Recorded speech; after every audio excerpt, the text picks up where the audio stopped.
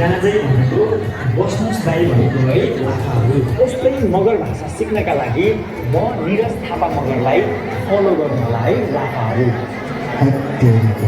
यी बाहुनले हाम्रो मगर भाषा पनि सिक्दैछ नि, त्यही त पक्कै छ।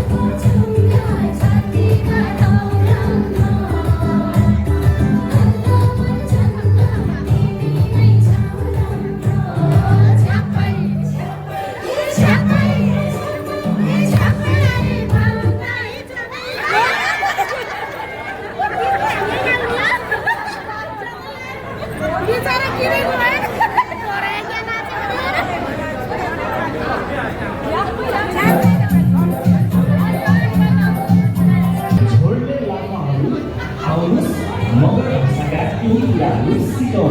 मगर भाषामा डी भनेको पानी, छो भनेको स्या भनेको मासु, हिँड्ने हावा भनेको के छ गर्नु भनेको पछ्यौरी, मुनिस दाँजै भनेको बस्नुहोस् दाइ भनेको है लाफाहरू। यस्तै मगर भाषा सिक्नका लागि म निरज थापा मगरलाई फलो गर्नु होला है लाफाहरू।